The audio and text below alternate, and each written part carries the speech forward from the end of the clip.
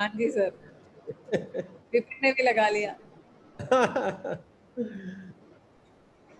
Now we are live, so we can start at 3, right? Okay. Meanwhile, I am sharing all the links on the portal and Telegram. Sure, go ahead. Yeah, done. Shipra got the files. Arnav is not here. Okay, sir. Sanjeev.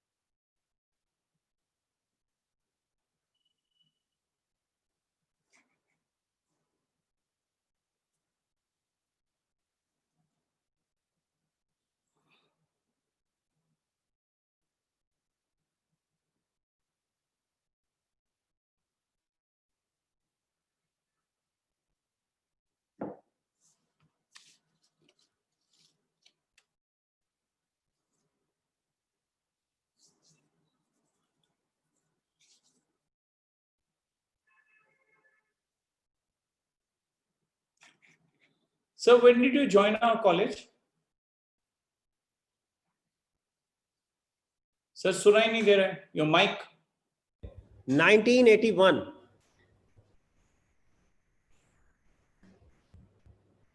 So almost 40 years. Nirmalia, we are live now. Okay, okay, Yeah, 1 year I taught in Ramjas College. okay. So can we start, ma'am?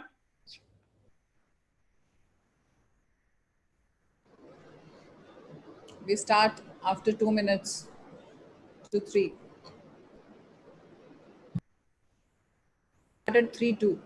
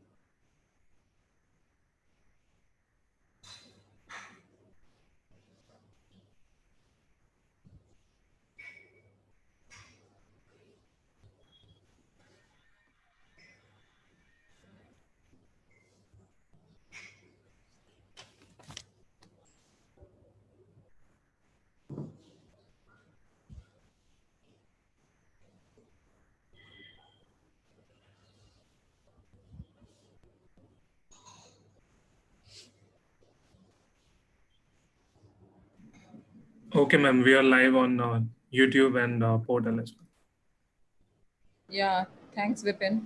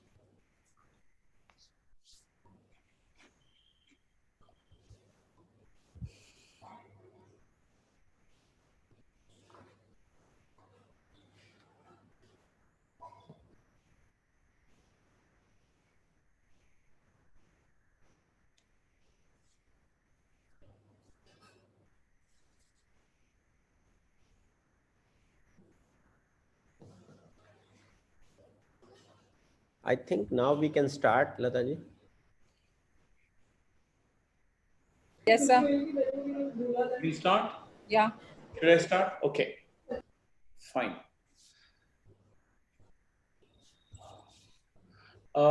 Very good afternoon to all our participants of the Faculty Induction Orientation Program of Ramanujan College. A very warm welcome to all of you for today's session on college governance. Today we have the privilege and the pride also, you can say, in presenting our principal, the college principal of Ramanujan College, Dr. S.P. Agarwal, as the speaker for this program, for this lecture today on college governance. We've already introduced to Dr. Agarwal before in earlier programs. Nevertheless, I'd like to just remind you that Dr. Agarwal is a man from the world of commerce, management, and finance. In fact, his specialization is on international finance and management, and he has had training as well as teaching experiences in the University of Houston and University of Texas in USA. He has been teaching in our college for the last 40 years, and since 2008, he has been the principal of our college. Before he comes on and tells you all about college governance, I'd like to tell you as to why we think that he's probably the best person we could have to talk to you about college governance. Because in 2008, when he joined the college was at that point of time was called Deshbandhu Evening, and it did not have a building of its own. It was operating from another college building only in the evening. It was a boys' college which started around 4 o'clock and ended by 8 o'clock. There were only 4 honors courses which were being offered, and very little activity in terms of student participation in extracurricular or outreach programs or anything, because it was just not like that. But since Dr. Agarwal joined our college, the college first of all became Ramanujan College. It acquired its own land. It made its own building. From just 4 honors courses, we are now offering 16 honors courses. We offer a large number of certificate as well as diploma courses and smaller courses. We have one of the best infrastructures in terms of information technology in our college. We have a very, very large faculty of catering some of the best teachers in the city, in the university. And today we are very much in the forefront from being a kind of marginal college since the time Dr. Agarwal joined in 2008. We are now a forefront college of Delhi University, right in the front of all colleges, and many colleges now look up to us for many of the programs that we do, which are unique and innovative in its own way. For this fantastic and dramatic transformation that has happened in the last 11 years, most of the credit goes in terms of leadership to Dr. Agarwal. He has led right from the front. If you ask our colleagues or people who are associated with our college, and you ask him, tell us about Dr. Agarwal, they say he's very dynamic, he's very hardworking, he's very enthusiastic. Yes, he is all that. But I think 2 qualities really stand out. And I'm saying this not because he's my principal, but as an objective observer of the way he has run this college for the last 11 years. I think 2 outstanding qualities that he has. One is that he's a master of management of human resources. He works with people both from administration and as well as some of the best academics. But he has a wonderful way of working with people, and he can take everybody along with him, which I think is a marvelous quality for any leader to have. The other quality which I think is that he has an extremely, it's not really a positive attitude, but the fact that he never says no to anything. He's extremely bold. He will step into areas where nobody has dared to step in, but he will take the chance. He will lead from the front, and that's very inspiring for everybody else who associates with him to be with him, because he's right there in the front, and he will always help you at any point of any difficulty. So you can always bank on him and say, okay, Dr. Agarwal is there, so there's nothing to worry. So I think these things have really contributed immensely to this fantastic growth that Ramanujan College has had in the last 11 years to bring it to one of the best colleges of Delhi University today. And again, I must say, I'm not saying this because of my college, but as an objective observer living in this city, being associated with Delhi University, I can very, very well say that much of the credit of this college, of course, is with the teachers and students of the college, but certainly the leadership that Dr. Agarwal has provided in the last 11 years has been of exemplary quality. So I don't think there's anybody else better that we could have thought of as an organizing committee of this FIP to other than Dr. Agarwal to talk to you all about college governance, which I think is very, very important, because after all, we work in a college and we spend most of our lives, we all will spend about 35 to 40 years of our lives in our college. And how the college is governed really is a very, very important aspect of our lives. So, we are really privileged, and thank you very much for being with us here today, sir. And we are looking forward to your presentation on college governance. Thank you, Dr. Agarwal. Dr. Agarwal. Thank you, Dr. Nirmalya, for a different kind of introduction. And it's really a pleasure to know so many qualities I have, but I don't know. It really, all for you to observe and to see. It's all your greatness. Thank you very much to organizing team, director of the program, Dr. Lata, Samantha, and other team members who are present here. And once again, thank you for providing me this opportunity, because, our system is very objective. We choose the best out of the lot. So it has nothing to do that we are insiders. That's why we get the priority. No, definitely not. So let me see if I can do justice with this topic. And once again, I welcome you to this session. I have been with you in the inaugural session, and this is the second time I'm interacting with you. Well, as Dr. Samantha said, that I will be talking to you on college governance, or we can say the academic administration. First of all, I would like to differentiate a little bit how different the academic administration in comparison to other administration which government or other institutions have, where civil servants are involved. Well, sometimes it's, I should say, it's very, very easy, simple, and sometimes it is really very, very difficult. So what I'm trying to say here is that in general administration, there is a hierarchy, and people work as per hierarchy. There is a system of ACR writing. There is a system of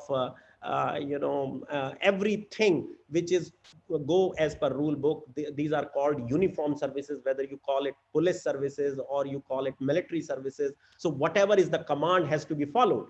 But here it is different, entirely different. What I'm trying to say here is that as an academic administrator, you have to get along with the people. You have to work with the people. You have to work in a team setup, and you have to implement the mind of the people who are with you. That means the teaching faculty. because see what happens in academic administration.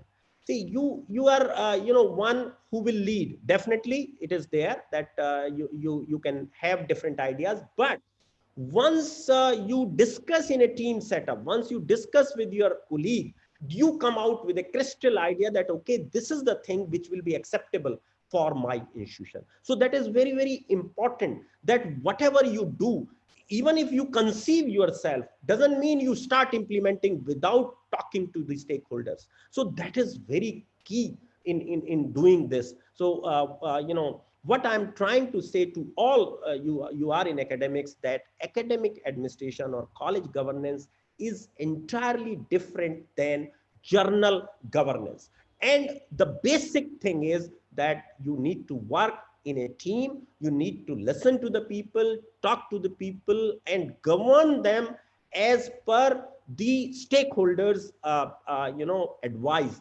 But there is a difference here. Sometimes you have to take very hard decisions also. If you feel that the stakeholders are not doing what is in the interest of the institution, that is the parameter, the interest of the institution. If it is not in the interest of the institution, then as a leader, you will have to take a command and you go by the inner voice or by the rule book that yes, this needs to be done, irrespective of the fact that the stakeholders might say something else.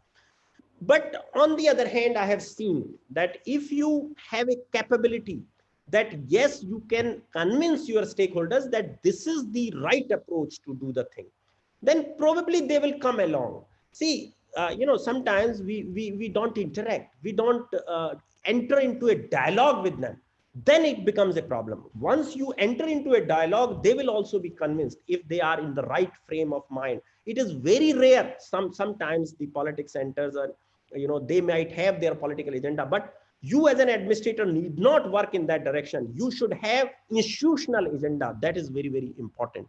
Now, before proceeding further from here on, well, in academics, there are two categories of institutions, or maybe 3-4 categories, that we have universities, large universities, central universities, some state universities, and then there are, private or deemed universities which need to be administered. And then there are autonomous institutions like IITs, IIMs and ICARs, NCRT. Now there are testing agency, national testing agency. These are all, related to academics, because we have to work with each and every institution. So this is the setup of the universities. And then in the college category, we have now, 3-4 categories. The autonomous colleges, which are big, can take their own decision. Of course, the degree is given by the university, but they can frame their own syllabi. They can do so many, freedom is available to them. Then you have constituent colleges. Constituent colleges here, I mean, because Delhi University follows this structure. All colleges in Delhi are constituent colleges, and they go by the rule book of Delhi University. And funding is done by University Grant Commission. Like our college is a Delhi University 100% maintained institution, and our funding comes directly from UGC, and that is 100%. Then in constituent colleges, there are 3-4 categories. There are some Delhi government colleges. There are some trust colleges where 5% contribution is done by the trust. So I'm not getting into the details of, some of you knows it very well. And then there are government colleges in state, like the government owns them and university affiliates them. So these are separate category. And then there are affiliated colleges. They can be in government sector as well in the private sector. That is possible. So affiliated colleges, sometimes like in Maharashtra model, they are run by the societies. Similarly in Gujarat, similarly in West Bengal, they are run by societies where the staff is provided by the government, but rest of the activity is done by the by the management. So these are various categories. There is one more where completely private funded colleges are also there, where there is no support at all from the government. That is also the category we have. Now, as regards university governance, which probably you will have a separate lecture or you might already have, but little bit of it that, a central university is governed by, the act of the central government, sometimes act of the parliament, and then they will have statutes, ordinances, and regulations. And in central universities, as you know, that visitor is the president of India. Then we have chancellor, who is the vice president of the country.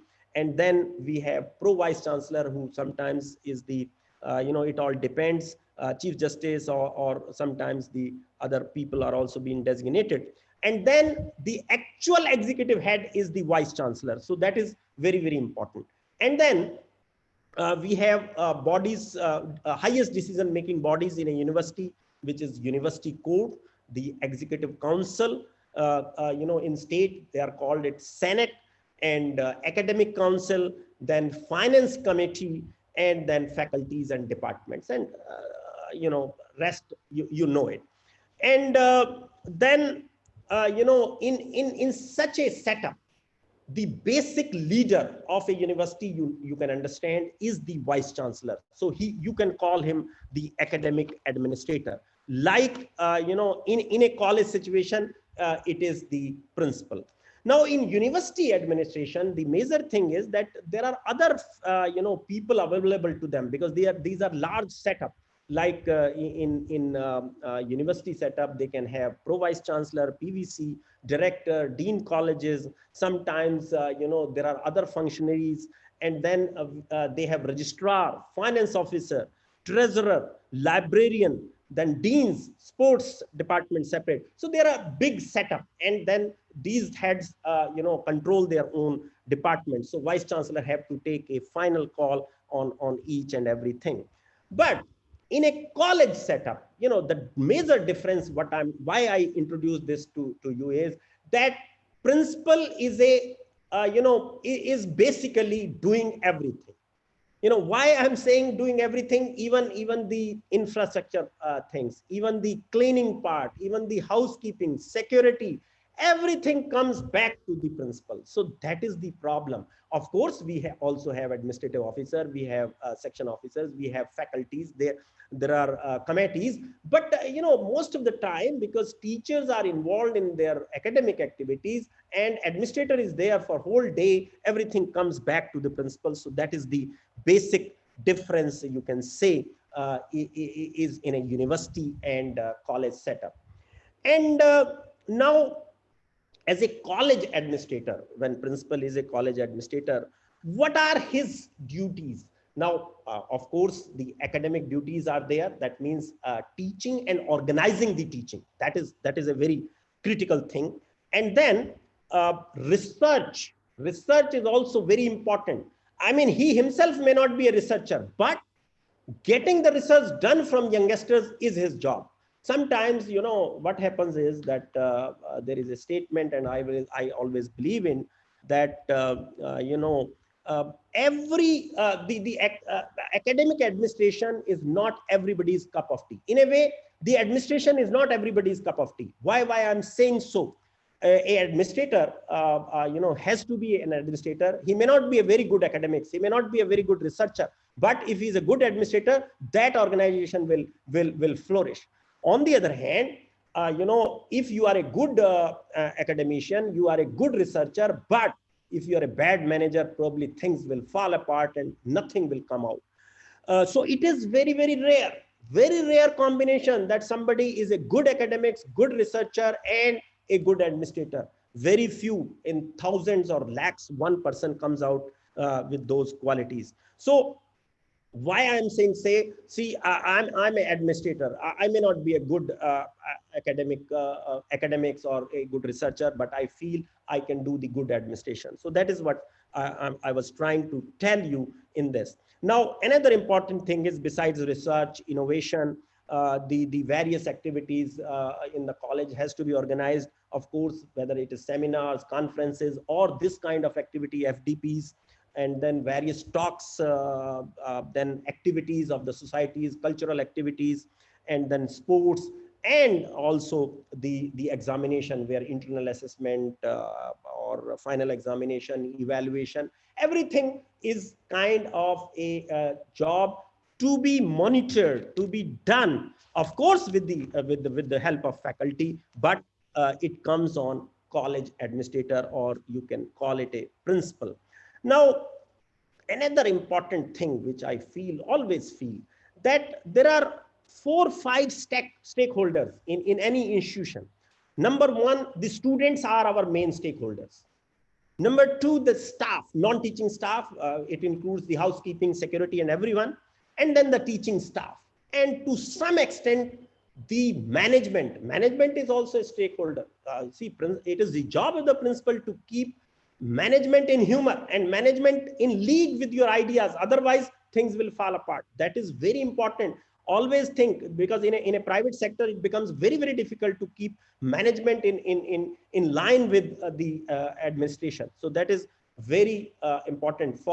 In a government institution, it is sometimes more difficult, but we have been very lucky in this institution, or I can say in Delhi University, that we are 100% owned by Delhi University, and we had best people as our managers or our governing body members. So I never faced any problem with anyone in last 12 years. So you can understand that the kind of approach we follow, in this. So, why I'm saying that these four stakeholders are very important, that now as a principal or academic administrator, the students, the basic needs of the students, whether it is in terms of the teaching, learning, other needs, infrastructure, for their activities, also their financial needs. That is also very important. Sometimes we have to look into that also. I will give you several incidents where we had done so many things in this institution. And similarly, let us say non-teaching staff. Now, non-teaching staff is the backbone of any institution. Now, they are here for 8 hours in a day. And now it is the job of the principal how to assign them the job, right job, and to get things done, is a very important thing. Because why I'm saying so, sir, see, the problem is that people are given to you in institutions. You cannot change the people. The only thing is you have to hunt their intelligence or emotional intelligence or whatever you want to call it, and then assign the work to them so that they can be optimally utilized in a setup. And now the basic job, the managing the teaching faculty. Now teaching faculty, first of all, job of a principal is to organize teaching learning in best possible manner. Like I can tell you that in this COVID, for the last 5-6 months, we have been struggling how to do the teaching best through technology, so that students are equally involved as well as they should be benefited. So we tried various things, and ultimately we are doing which is suitable to the teachers as well as to the students. And I can tell you that this institution has done its best, and the institution is at the forefront that we have used technology properly in order to do this work. So why I'm trying to say that if you get along, if you take your stakeholders on board, things become easy. Otherwise, things become very, very difficult. So the involvement, discussion, entering into a dialogue, and then analysis, and I'm not saying that you do as per their wishes, but what I'm trying to say here is that listen to everybody and then analyze and then take a right decision. That is the job of the administrator in a college or in the university setup. See, another important point I would like to highlight here is that most of the time, in our country, the academic institutions are suffering because of lack of good administrator. Now, you can see yourself that at least more than 75% of the institutions are not having the right administrator. Otherwise, things would have been different. We are trying to be Vishwaguru. We are trying to project our institution in the world as in terms of ranking. How can it be possible if administrators are not of the top quality? It is really not possible at all. So what I'm trying to say is, it is the job of the management, the government, and other stakeholders that right kind of academics should be chosen. And these training programs and the training programs of the academics really help each one of us. Even this helps me when I'm delivering a lecture to you. Definitely I would like to listen to from you that what more we can do, what as an administrator we can pursue. This is very, very important. And then once we have done that, then see, another important aspect of academic administrator is that he should be able to bring enough funds or raise enough resources for the institution, whether it is in terms of bringing the various projects, budgeting, interacting with UGC and other agencies from where funds will come, and then the finance and accounts department from where the salaries, medical, leave travel, and other allowances are to be paid. And then there are various other things which happen beyond teaching, learning, for which how the remuneration and other things need to be decided. So all these things, come back to the administrator, and then raising resources for the projects, for conferences, for seminars, for research. This is also, another job which principal or the academic administrator, in that way, vice chancellor, has to arrange. Now, in a college setup, what we have is that we have governing bodies. I think everywhere, whether it is private or semi-private or government institution, there are a management that is somewhere called governing body, sometimes called by other names. So we generally have the governing bodies, and then we have principal, vice principal, and bursar as the main functionary, and then there are staff council and its committees. And then certain duties are assigned, like we have a very powerful IQAC. Similarly, all colleges have IQAC, and we go by the advice of that. And then various committees are formed sometimes by the principal, sometimes by governing body, and sometimes by the IQAC to undertake the day-to-day jobs or some special jobs which are assigned in this direction. Now, with this background, see, another important aspect for an administrator is that he has to have certain plans in place. I mean, we call them academic plan or strategic plan. What is the plan for 1 year, maybe 3 years, maybe 5 years, and then 25 years. But sometimes as an administrator, we feel that we are here for maybe 1 year, maybe 5 years. So why should we plan for 25 years? No, that is not the right approach. The planning has to be done. Of course, if somebody else comes and he does not follow the planning, that is a different issue. It can happen, but planning has to be in place. So that is very important. And my colleague knows it that since I came to this institution, we have planned very meticulously, and we keep on achieving year after year. And of course, one is that we are too blessed, maybe, or we do it very dedicatedly. So all these things are very, very important. So an administrator has to dream in the right way, has to plan in the right way. You need not dream big, but the dream should be correct, achievable, and doable. That is very important. Sometimes we dream too big and it is not possible to achieve. What is the point in that? Like, Dr. Samantha just said that we were a very small evening college, and we dreamt that we should have our own institution. We should develop a sense of belonging, our own land, our own building, our own labs, our own staff, everything. And I think it really gave a sense to us, to our staff, to our every stakeholder, to our students. They are so happy that we have our own, everything our own. So this is what I'm trying to say. And then the various qualities of an administrator sometimes are very important.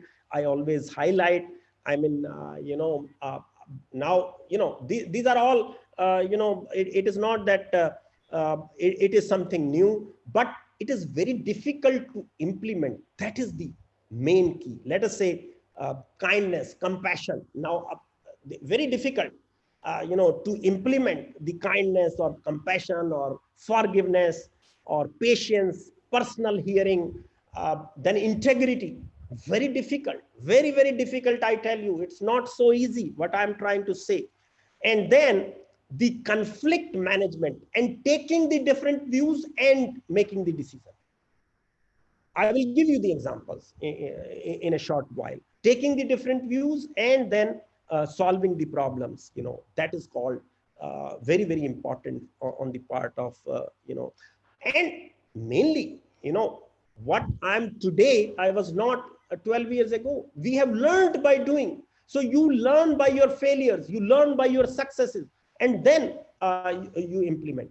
Another important thing I would like to highlight here is that, friends, you are not a owner of the institution. That keep in mind. Every stakeholder is the owner, and you are just one of them to implement the institutional agenda. So sometimes what happens after assuming the chair, the administrator thinks that everything belongs to you, as if you have brought it in existence. No, it is never like that. Especially in a government setup, it is never, even in a private setup, it is never like that. All stakeholders are equal. Only thing is you need to implement the ideas, strategies, and what is good for the institutional, betterment. Similarly, managing the people, as Dr. Samanta himself said, see, is a key. And sometimes, decision making has to be very fast, and sometimes has to be very, very slow in order to manage the people. Why I'm saying so? Let me tell you. Give an example. Let us say two groups of teachers, or maybe two teachers are fighting with each other. They are coming with complaints to you. Now, situation is that you cannot react instantly. You can't do that. You have to listen both of them carefully and then think. And passage of time, you will see they will resolve their problem themselves. I have seen that, because then they also think that why are they fighting? Why they are putting forward their point? And if need to be, it is the job of the administrator to call them, to discuss with them, and to resolve the issue. But it should not be immediate. It should not be, at the throw of hat. No, it should not be like that. But there are certain decisions. If it is academic decision, if it is a decision involving sometimes the finances and has to be taken immediately, should be done. Since morning, I'm telling you that there are 10 such decisions. I called them to my office. Okay, you tell me what needs to be done. Fine, it is to be done this way. Go ahead, do it. So that is how you have to do. Otherwise, if you keep on lingering, okay, today I'm coming, I'll come on Friday, then I will discuss. Well, things will accumulate. Always, as an academic administrator, even as a teacher, because teacher is also an academic administrator. I'm telling you, a lot of committees you represent. Your job is not only teaching. Always make a diary. Always keep that what I have to do today, what I have to do tomorrow. May not be tomorrow, but at least for today you must have. And then in the evening, you think about what needs to be done tomorrow. And then another important thing, very, very important, that always learn something new every day and always teach something new every day. This is also very important. Always think in the night that tomorrow I'm going to the institution, what I can learn or what I can give new to my students, to my organization, or to my fellow colleagues, because everybody is important. Don't think that only the student. See, we will come back to that. Your peers are also very important. Your colleagues are important. Your critical thinking is important. Your analysis is important. Everything is very, very important. So, what I'm trying to say is that the basic job of an administrator is getting things done, and with minimum of the conflict, as far as possible. Conflict is bound to come. Nobody can stop it, but with minimum conflict. That's what I'm trying to say here. And the next point, see, here I'll give you 3-4 examples. Let us say take one example from students, because I want to share the experience of myself. You know what happened when initially I took over as principal. One day the students, with the help of the guard, closed our doors and put a lock and took the keys away and said, "Sir, we are on strike." All right, you may be on strike, no problem, but you cannot close the government building. So I have to act. I have to call the police, do the right thing. Okay, first let us open the door. You can protest. Yes, you keep on protesting. Give me a proper notice to protest and give me your problems, what you have. Let us discuss out. Resolve them if it is possible. If it is not possible, no problem. You keep on going on strike. But as an administrator, you must engage with them. They are young minds. They might work in a haste. They might think something different. So if you will convince them, you engage with them, things might come up very well. So that is what I'm trying to say. You as a teacher, as well as an administrator, can think in that direction. Similar problem, I can tell you. Recently, we raised the fees in the college. And initially, our own students came. I said, friend, we have raised fee because, now we have a new building. We have a lot of expenditure to be done. UGC doesn't give so many funds. And whosoever cannot pay, I'm ready to give him free ship. Well, they were convinced, they went away. But then, because of the politics, somebody went to the university, DUSU,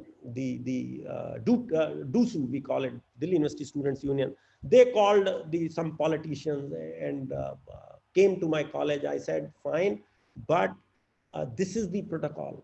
You tell me who cannot pay the fees. I will reimburse him or her, but they are not agreeing. So what we did, I was not here. My faculty, did a very wonderful thing. Okay, they say, you give us in writing. We promise that we will get it done, if it is possible. Of course, if it is possible. Things spread out. Then again, about 2-3 months after that, they came. I said, fine, we will review it. But we cannot review it this year. We will review it next year. Again, this year they came. I said, fine, we have reviewed it. We have reduced the fees. You go and see. Because if it is right, then we must acknowledge their problem. I thought that let us see that in some courses, the fee is little high. So let us reduce that. And in some courses, fee is low. We increase it. So my revenue is safe. I have no problem, but we have handled the problem. So similarly, I can tell you the incident of a non-teaching staff when initially we introduced the biometric system. Some of them went outside the college or went outside the gate and start protesting that, sir, we will not punch. We are not going to do that. I said, fine, no problem. Don't worry. I told my, person who was having the camera, okay, make a video and let us send their video to the university and to the UGC that they are protesting and why they are protesting. And let us treat them as absent. And I tell you, it took about 1 hour. Everybody was in its job. So, see, you will have to, once you take some decision, you will have to analyze what will be its fallout. Without that, you can't take a decision. Very, very important, because if you cannot plan that what is going to happen with this decision, then you are in a bad shape, because you have never imagined that. So this is also very, very important, that once you take a decision, how you are going to resolve afterwards or work out afterwards. That is very important. Similarly, but what I'm trying to say, that let us resolve each and every problem if you can. See, let us say if there is a promotion required, if there is some financial benefit you can give, don't Don't allow that to happen. You just give them and fight with your governing body, fight with the university, but give them. I have done that. Most of the problems of our non-teaching staff, rather I should say 99% are resolved in last few years, because we have given promotion wherever possible. We have appointed new people wherever possible, and that's it. Because what I'm trying to say that don't, the personal problem should be given the priority. The personal thing should be given the priority if it is within the rules. Again, I'm saying if it is within. Similarly, the teaching staff. See, I can give you tens of examples.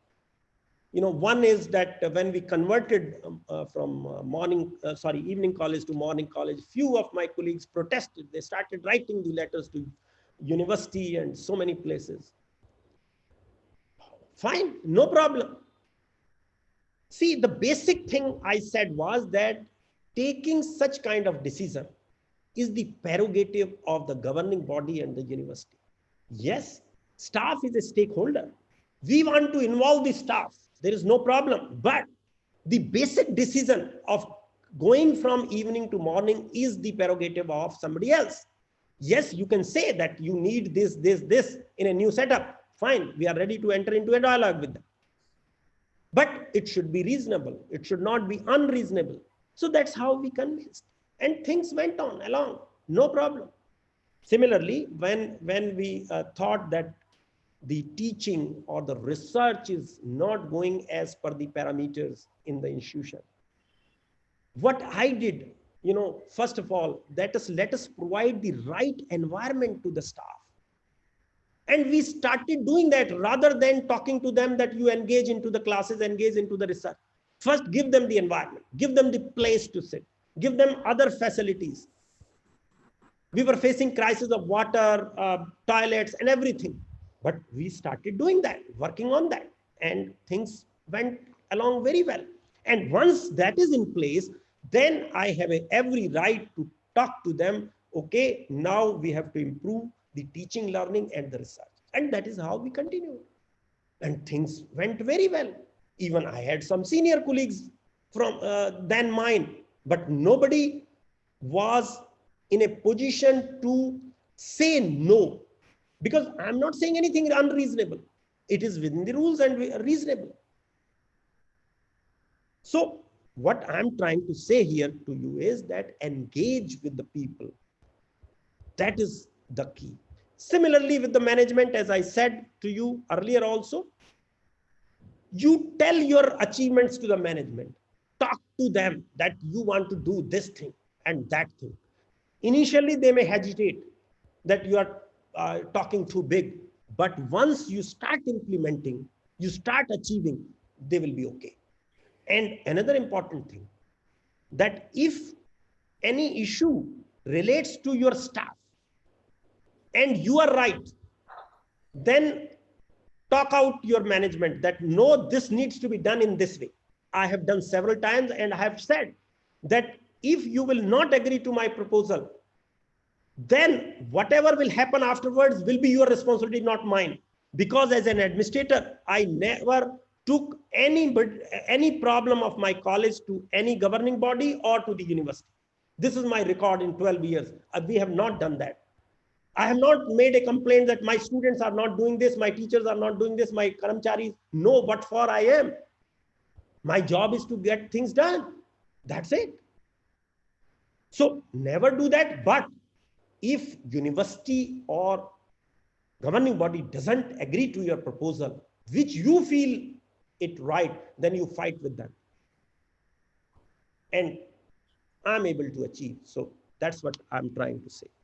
Then another important thing, with these examples, I can take on and on, but all of you face all these problems on a day-to-day basis. Another important aspect in a institutional setup is the rankings. See, initially when it was in 2010 onwards, I think 14 onwards, it was given by Delhi University that every college has to be go to the NAC. Because earlier, Delhi University was not adopting the NAC evaluation. So since we were the university maintained, so we cannot do anything. So I think in 13 or 14, they requested all the colleges. And in 2012 itself, we were a new entity, of a completely new entity. But we took a challenge, and we were the second college to be graded. First college got B grade, which is much better and a bigger college than mine. And mine was the second college, and we got an A grade. So what I'm trying to say is that you have to work in a systematic manner in order to earn these rankings. And staff need to be sensitized, students need to be sensitized, and every stakeholder need to be sensitized. So similarly, NIRF rankings, we have been doing it since beginning. The first year itself, we did it. First year we got 33, then 26, and now we are 61. But it does not matter. 61 doesn't mean that my ranking has gone down. What is happening is that other people are also joining. Other good institutions are joining. So let them be ranked more. But these rankings sometimes have major flaws. We are not discussing that, but I can tell you that they have major flaws. That is why sometimes rankings suffer. So it's fine. It is part of the game. So that is also the job of an administrator.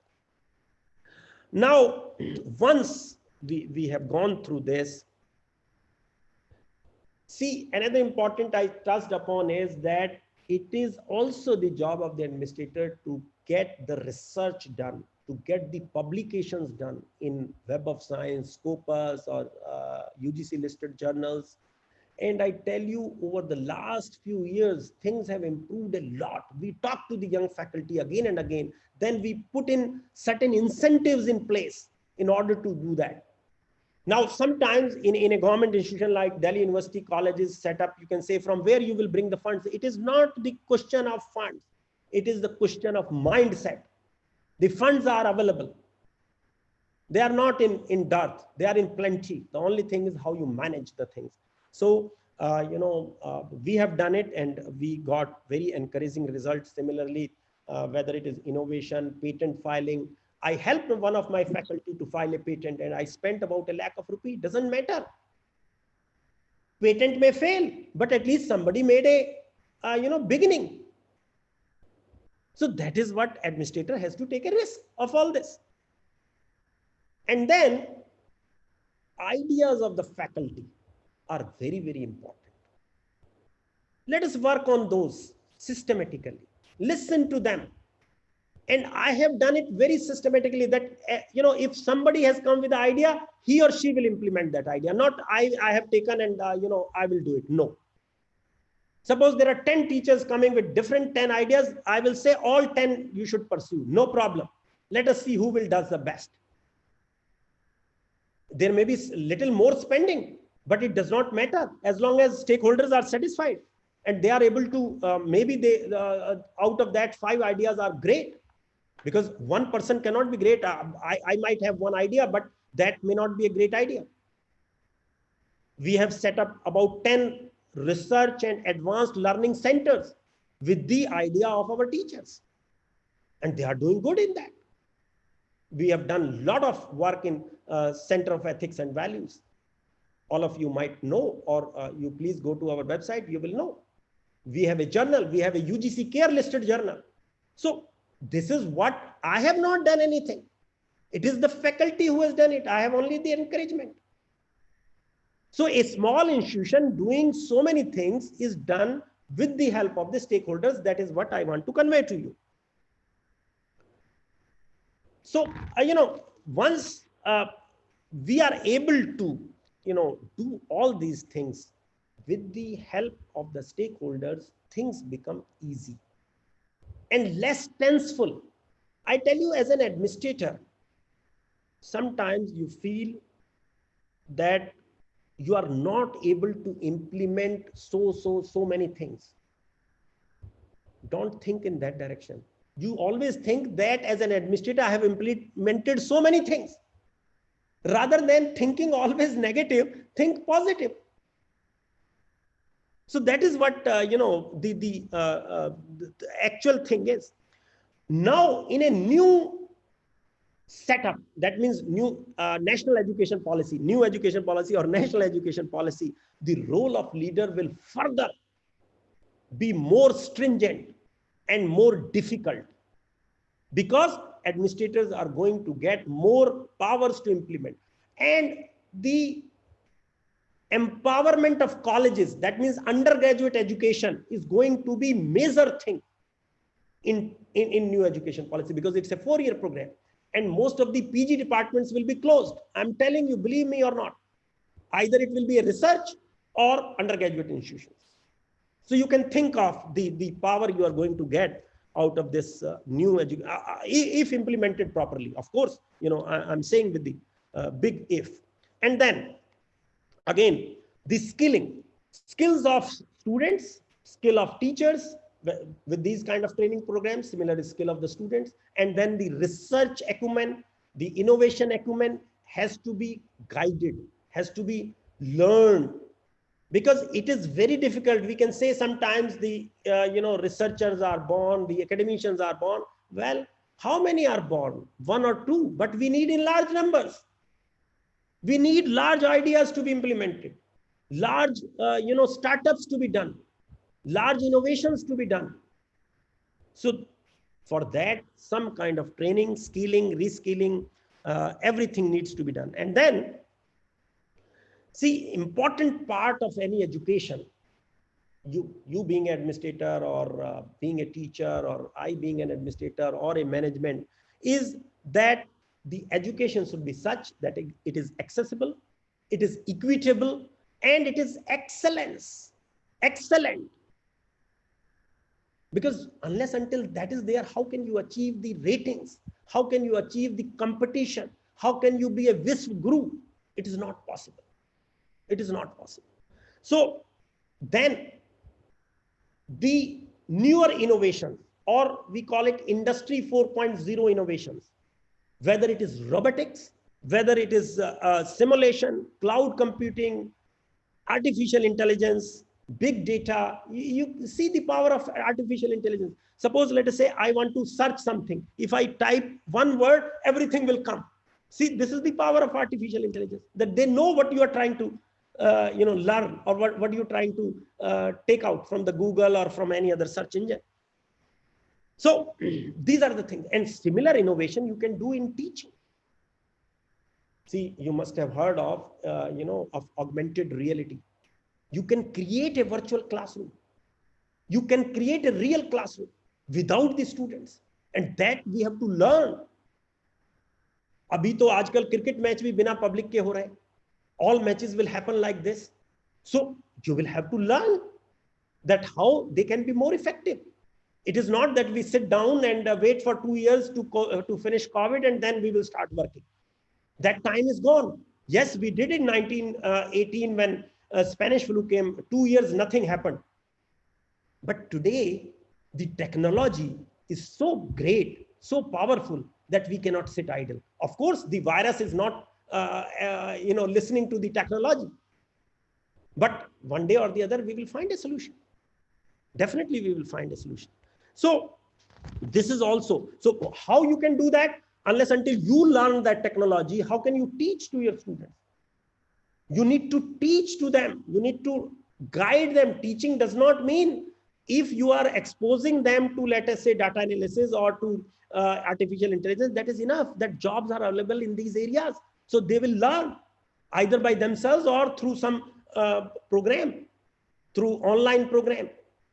Now there are a lot of online programs available.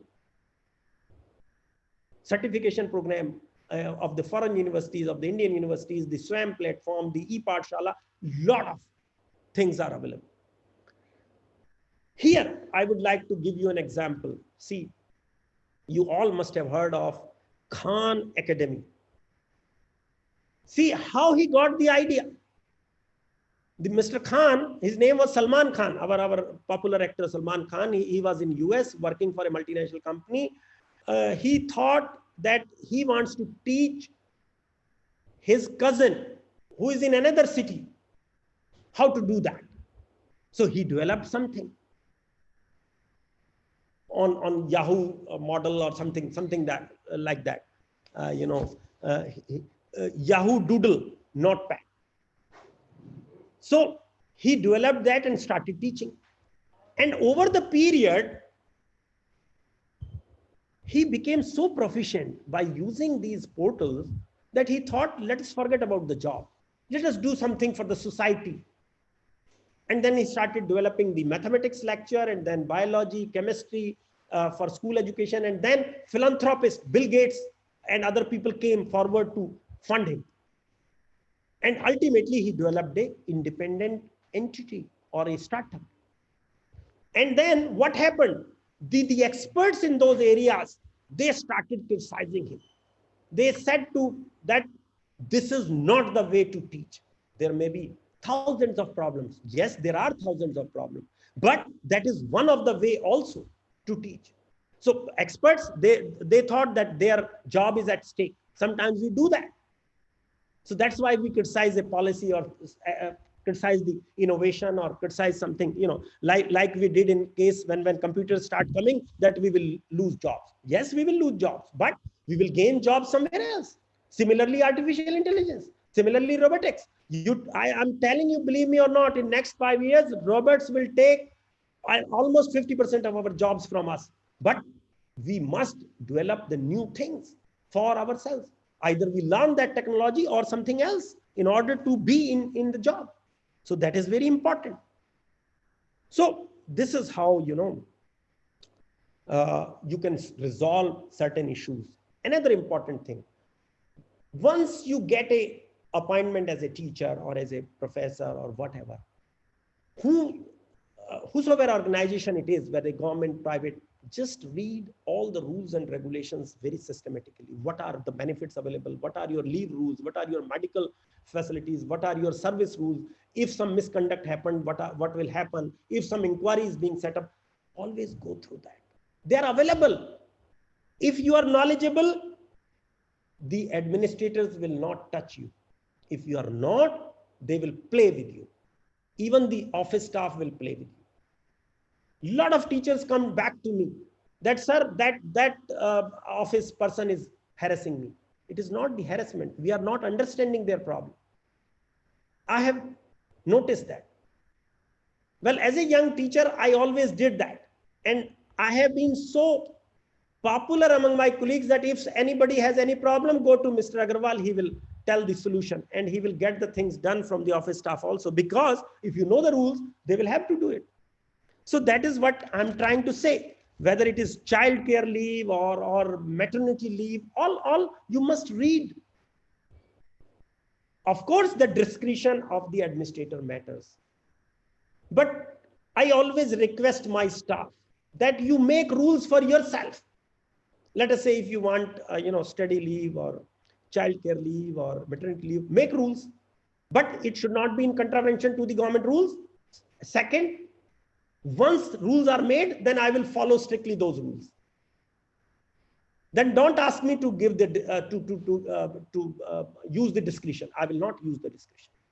And most of the time, I tell you, the staff will not come out with the rules. And I have seen that. And then we have framed our rules and we go by that. Because if it is equitable, nobody will question. So that is also very, very important. Samantha, some more time or what do you want? Sure. Another 15. So we will take questions. Okay. Because Arnav is looking into the YouTube and he is noting down questions. So okay. if you give your concluding comment. Okay. All right. Okay. There are questions, sir. There are questions. There are questions. Okay. Yeah. We'll take questions. Don't worry. Then, see, another few, things which I will talk and we will finish here. And, maybe we will get some more time and then we can discuss more things with you. See, as an academic administrator or, as a leader, today a lot of talk is going on leadership, even in corporate sector, in political parties and in other institutions, but the leadership qualities are same everywhere. So everything is very, very important. Like I can say that as a leader, you have to integrate your different priorities and responsibilities in your life. That is work, family, health, fitness, community, personal self-development. See, everything is important for a leader also. He's a leader at the institution, but not at the home, not at the family, not at the friends. So he will have to, adjust accordingly. That is very, very important. Adjustment, integrating the different priorities, responsibilities towards your household, towards your children, towards other things. Always you need to think in that direction. Then your personal purpose, values, vision, life goals and directions. I have already talked to you about this. So you need to be focused. What you need as a personal development, as a personal goal, or as an institutional goal. But let me tell you, your personal goal cannot be in contravention with institutional goals. Let me give you an example here. Suppose I always think that how I can become a vice chancellor. There is nothing wrong in becoming a vice chancellor, but not at the cost of the work which I am doing right now. I have seen people leaving the institution, going to the political bosses, going to the university for licensing work, going to the people doing licensing, ignoring their own institution. What is the fun? Neither you are good here nor there. Some of you might manage, I agree, but that management is not a good management. So I don't agree with that idea. Then learning how to focus your mental energies and develop the willpower necessary to bring about the changes you want in your behavior and habits. Well, very important to control. See, sometimes you are a human being. You get into conflict, you get into anger, you get into the so many things which happens. But you need to control. You need to work on those areas, and you need to learn from your mistakes. That's what I told you in the beginning. Then communication skill. Friends, that is a key to everything. Unless until you can communicate clearly and properly, either in any of the languages or in both the languages or 3 languages or 4 languages, the skills are very important. Clarity, self-esteem, necessary to inspire and empower the others. Here, I would also like to say that communication, creativity, critical thinking, and collaboration. Collaboration here means teamwork. These are all very important. And it is not necessary that you, as an administrator, I have everything, but I can learn from my colleagues. I can learn from my peers. I can learn from my students. That is important. It is not necessary. We are not, I cannot be master of everything. I told you in the beginning. And let me tell you, most of the time, mistake done by the academic administrators is they do not encourage the good quality of people. They may not hire the intelligent people. They may not hire the best people because they feel threatened. That is not the way administration goes. You must depend on your colleagues. If you don't know, share with them. Talk to them that you have to do this thing. You will be the best. I tell you, they will always respect you. Don't worry. You cannot, if you say that you know everything, you are a fool. You can't know. You cannot do everything. People are there. They have their own, priorities. They may be best in their area. So learn from them. That's why I said. Similarly, I can give you one more example. There are sometimes, institutions are big and very reputed, just like our Shriram College, Hindu College, maybe St. Stephen's College. And then there are colleges, very small college, but not known colleges. So administration is little different at both the places, little different, because they have developed a, the bigger institutions, the known institutions, they are known, and now they can ignore so many things, but they are still known. Hindu college is a Hindu college. But Ramanujan cannot be that way. Ramanujan has to earn. So has to work more harder in order to reach to that stage. So that is very important. So never be disheartened with this, that you are doing work, they are not doing, but they are still better. Yes, they will be better. Maybe for another 10 years, 20 years, 30 years, but someday will come.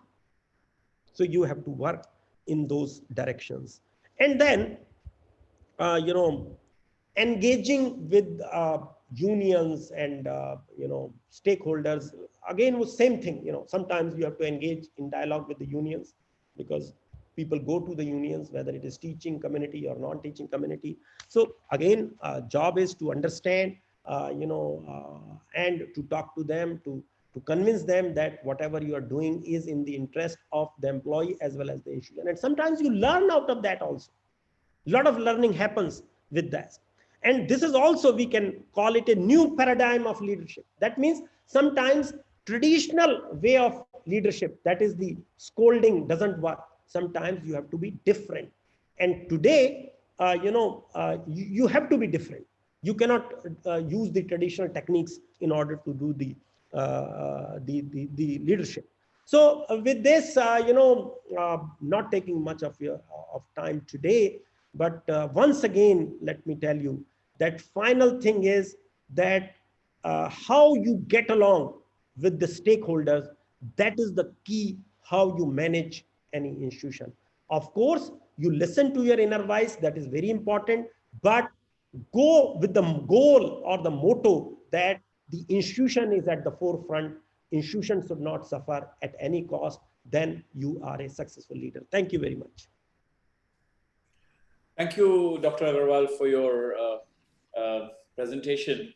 I'm sure all of you will agree, those who have been listening to him for the last one hour and plus, that he's a very passionate man, totally giving himself up to the development of his institution. And thank you, Dr. Agarwal, for sharing some very insightful things about administration. It was nice to listen to some very candid observations that you made about decisions that you have to take or you take under situations. So the many examples you gave are very living examples, and it really pins down some of the important aspects of college governance. Yes, you are right. It would differ from college to college, but the flexibility of the administrator and his ability to understand the nuanced problems or the issues that come up to him would be very important. That was very nice. Thank you very much, sir. But we will take questions, and I hand over to my colleague, my young friend, Dr. Arnav Kumar. He has been monitoring the YouTube, and he has, I'm sure he has, set of questions that has come up from the participants, which he will now tell you.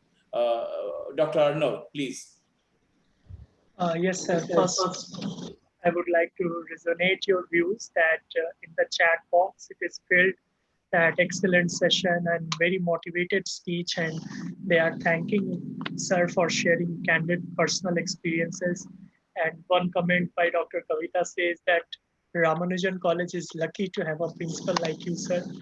So yes, that is being resonated.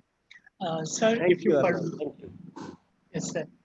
Sir, if you permit, I have three. I have categorized I have monitored the chats as Nirmalya sir said, and have categorized questions into three broad categories, sir. Sure. Okay, sir. So the first broad category is regarding at the institutional level. So there is a one I think fundamental question, which is what is the key difference between constituent and affiliated colleges? Okay. And affiliated colleges have a problem of dual regulation by affiliating university and government. Okay. Shall I answer and then we proceed to the second? Yes, sir. Yes. Okay. All right. Very good question. Whosoever has raised it, and very pertinent. Let me tell you. See, constituent colleges, of course, also has dual, management or dual things, like we are a constituent college of Delhi University. Now, Delhi University is our control. And then Delhi University also appoints a governing body who looks after the day-to-day functioning of the institution. So, that is how we are being governed. And similarly, the other agencies like UGC is a funding agency. So we have to license with them also. So this is the status of a constituent college. Now, in case of affiliating college, it is different in the sense that affiliating college has an affiliation for degree from the institution, and affiliating university will have one or two representatives in the governing body or in the management of the college. But actual running is done by your own management, whether it is appointed by the government or by the society or a private management. There is another category like government college. They don't have anything. Like government colleges, they are governed by the government section of education.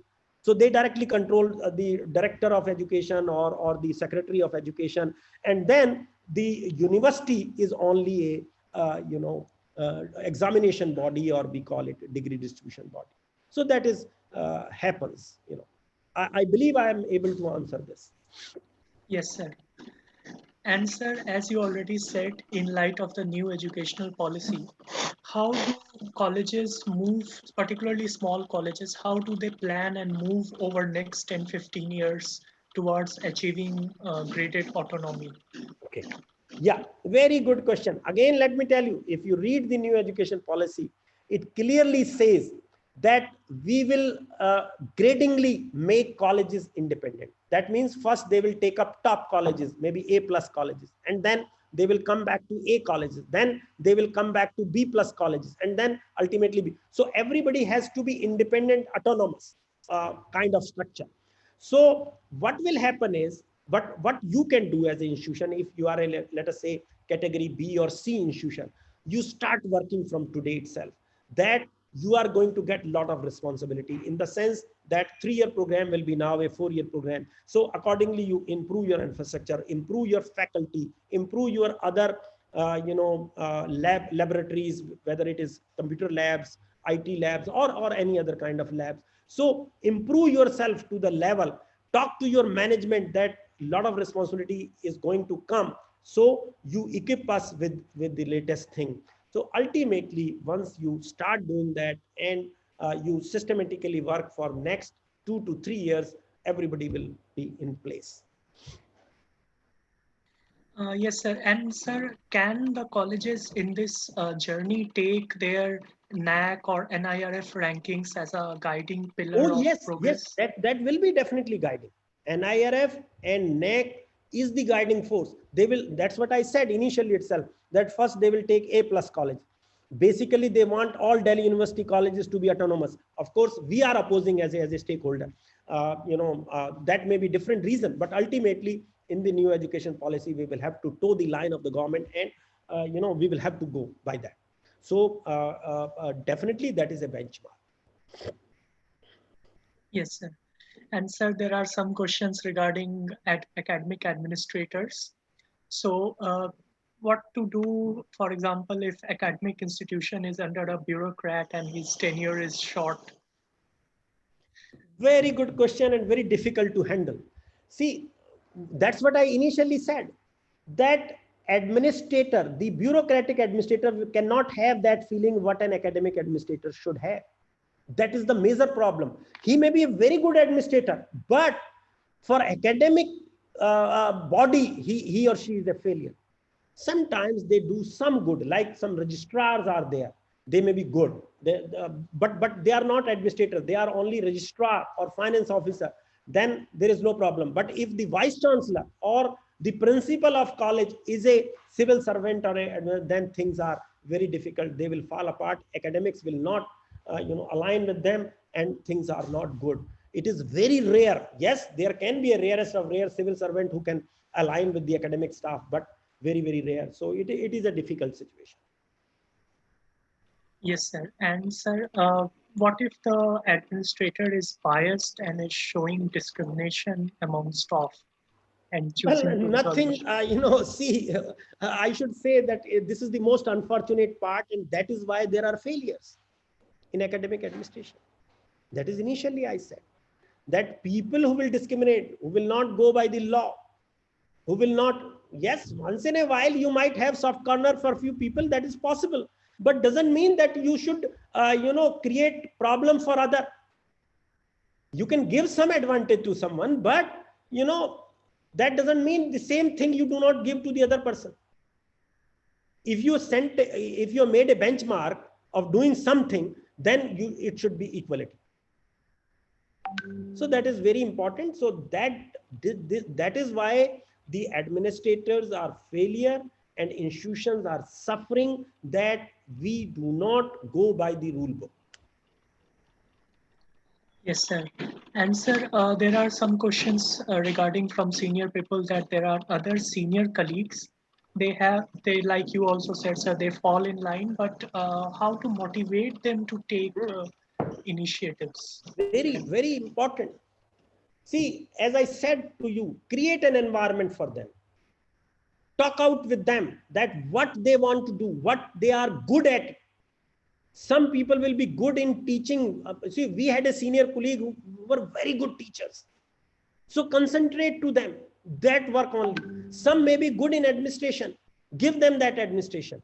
Take work of administration. But as an administrator, you must respect them. That is very important for motivation. Give full respect to them, and then they will respect you. Even if you will say something to them, suppose some senior teacher has not taken a class, I have told them personally that, sir, you have not taken the class today. They will smile and they will not say anything. But if you try to humiliate them, then things will be fall back on. So that is what you need to do. And sir, another question, that how to deal with adverse group dynamics at the workplace as an academic administrator. See, one thing is engage into the dialogue. Another important thing is that you need not get into their politics. Being an academic administrator, your job is the institution. Arjun का जो तीर है वो चिड़िया की आंख पर है, वहीं पर रहना है आपका. आप मत इन्वॉल्व हुइए उस पॉलिटिक्स के साथ. Your personal preference can be anyone, but you engage into dialogue and let them do the conflict, but you as a person do not create any conflict. Don't promote one, engage another one, and then promote another one. Please don't do that. अंग्रेजों वाली policy मत अपनाइए. दोनों को आप समझाइए, दोनों groups के साथ बात करिए और एक दूसरे से लड़ाई मत कराइए. ये एकेडमिक एडमिनिस्ट्रेटर का सही काम है. Even if somebody is agitated against someone, your job is not to provoke. Don't provoke. Rather, talk out. So that is the best way. I tell you, solution will come. People may be, people are there. People may be worst. They may have their own agenda. But if you will not enter into that, things will be all right. Yes, sir. And sir, you are from management and commerce background, but there are some suggestions, some questions that, sir, will in future having a management background or a management degree would be necessary for understanding group dynamics or human resource behavior and becoming good leaders? Not really. I tell you, not really. कोई किताब management की ये नहीं पढ़ाती है कि कैसे करना है आपने. Nothing doing. All my colleagues are laughing. See, it is all you learn by doing. Of course, yes, there are certain things which you learn, and by reading, even a journal person, by reading the leader's book or good literature, they will learn all these techniques. And we have seen successful people from all background. It is not that management or commerce. Yes, there is another important factor I may tell you here to add, that finance is also very important. So if the administrators who knows a little bit of finance, I tell you, are more successful. Yes, it is there, because finance has to be managed in a perfect manner. That is very important. That is why some failures happen. But if you are not a perfect in finance, then engage somebody who are perfect and leave it to them. But if your integrity is good, if you are not, integrity is not doubtful, things will not be difficult to understand. Yes, sir. And sir, then coming to more micro level, at the departmental level, there is a question from Lina Tamang, which says that principals generally have longer tenure, but TICs or OICs have shorter tenures.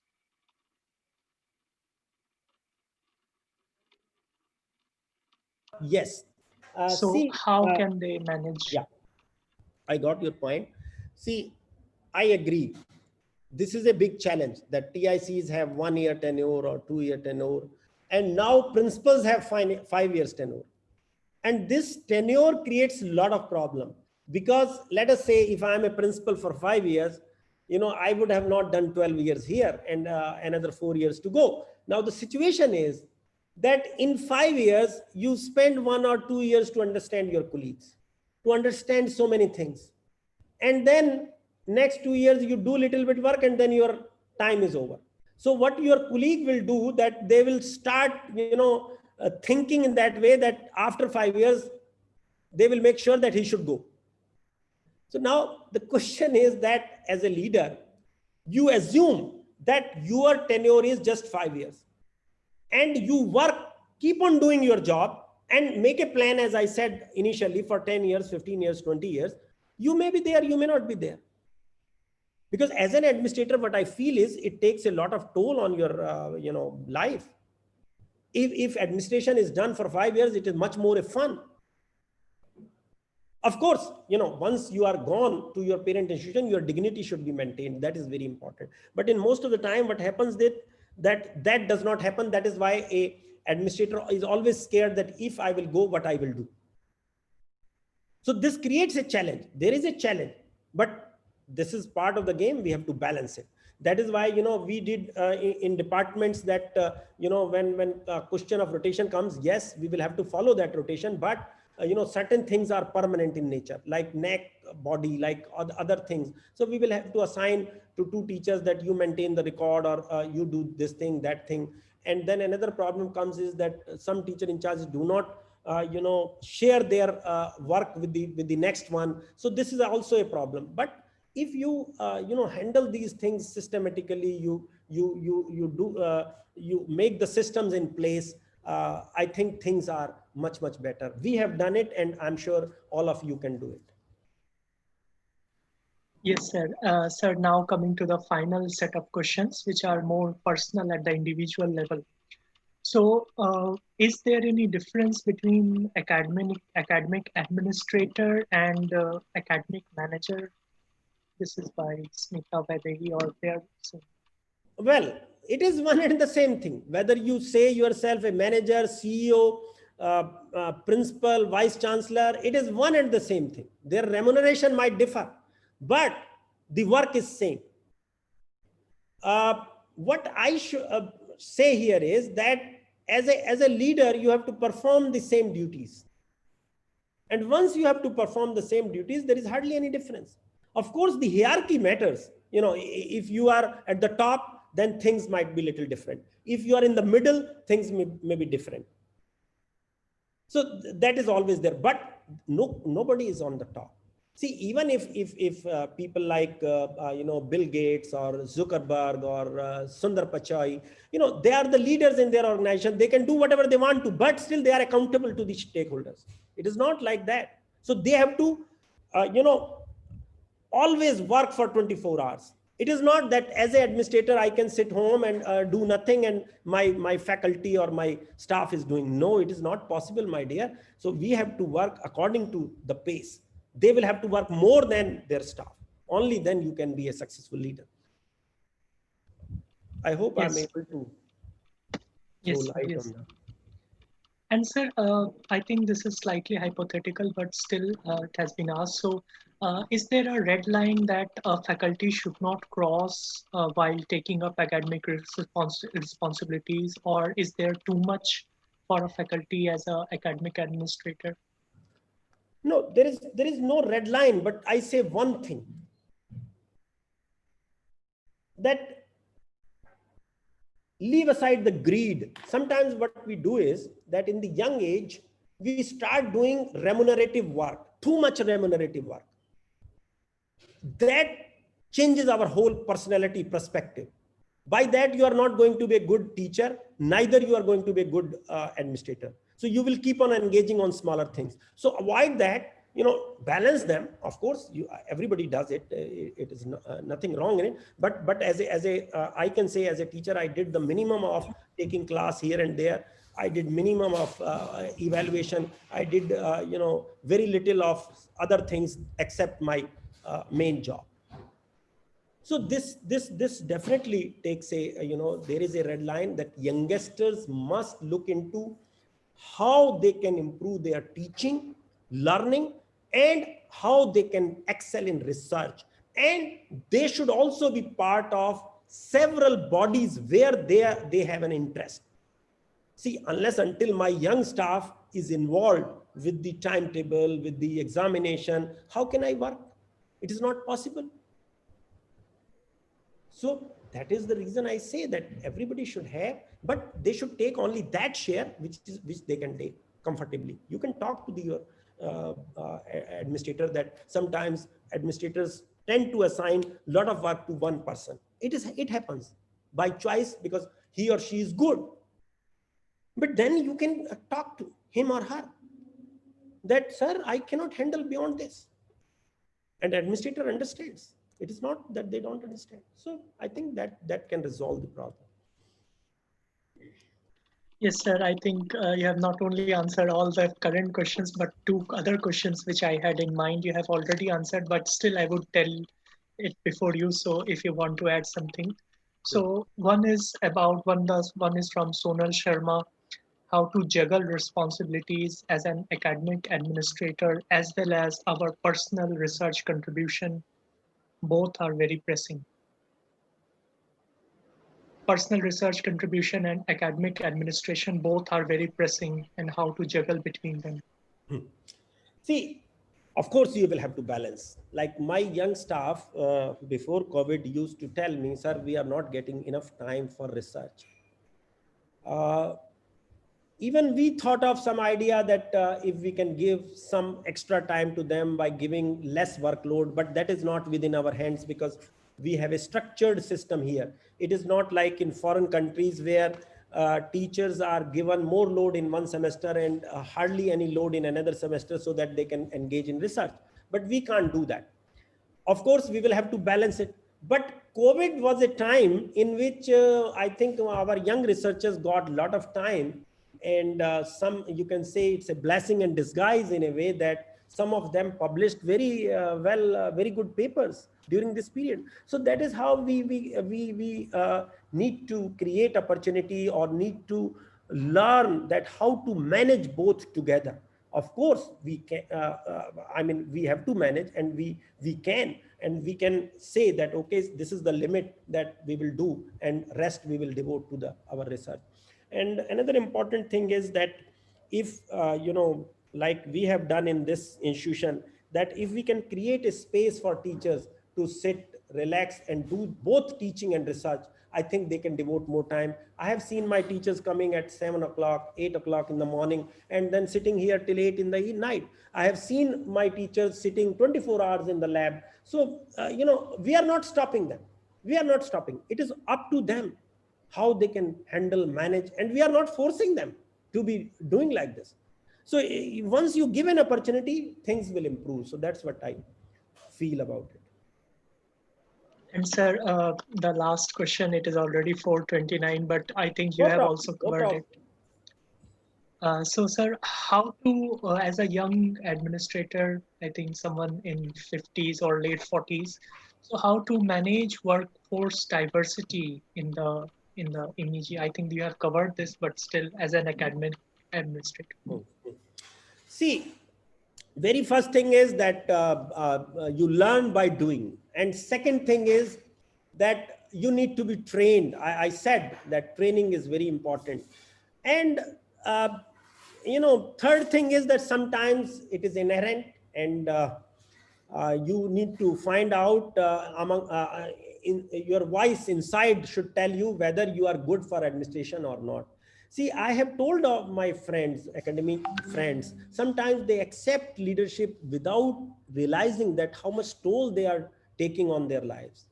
So you should accept the responsibility only when you are sure that yes, you can do good administration. Otherwise, things will fall apart. You will be sick. You will not be able to justify. People will not respect you. Things will not be good. So I always tell, though everybody wants to be an administrator, I have seen that race, but I may tell you that administration is again not everybody's cup of tea. People who can do it should accept. Otherwise, if you are a good teacher, good researcher, there is a lot of demand. You do your projects, you do your research, do your teaching. There is still a lot of demand. So don't get into this thing which is again 24/7. And in all the live sessions, you have answered maximum number of questions in such a short time, and you have given clear-cut and yet comprehensive answers to everything. So thank you very much, sir. I am Thank you, Arnav. overwhelmed and I am complete from my side. Over to Nirmalya, sir. Thank you, Arnav, very much. Thank you, Dr. Agarwal, for taking up all the questions and for your, absolutely pointed remarks and answers. Before we sign off for the day, I think it is in the fitness of things to tell all our participants that in 2019 at the World Education Congress, the World Federation of Academic Cooperation gave an award to Dr. Agarwal as one of the 50 most influential principals in the country. So Ramanujan College is, of course, lucky to have a principal like Dr. Agarwal. But one of the things I think which needs to be emphasized and as a concluding remark, I should say, that, a leader, a principal, an academic leader must also have a vision of what he or she wants the institution to be like. So in 2008, when Dr. Agarwal joined, he used to say that we will become one of the best institutions of the university. And many of us thought at that time that this was a big joke, that how could we ever, be. But in 11 years' time, we do see ourselves as one of the best institutions of the university, which means that the vision that Dr. Agarwal had, not only in terms of infrastructure, but also human resource and of the integration of the human resource as well as the infrastructure requirements, and to push the university the institution to greater and greater heights. That vision was there, and that is what has come to fruition. So I think Ramanujan College is very happy and very proud to have Dr. Agarwal as its principal. Thank you, Dr. Agarwal, for being with us. It was very nice listening to you, and as always, and also for your answering all the questions from our participants. Thank you, Dr. Agarwal. Thank you, Nirmalya. Thank you very much. I'm really fascinated how you presented the things, and I'm glad that you thought about me, that I can deliver this, and listened very carefully. Thank you to you, Dr. Lata, and everyone in the team. My thanks to all, to my entire team, and to Dr. Lata. And I think now, sir, we can sign off. Thank you. Thank you.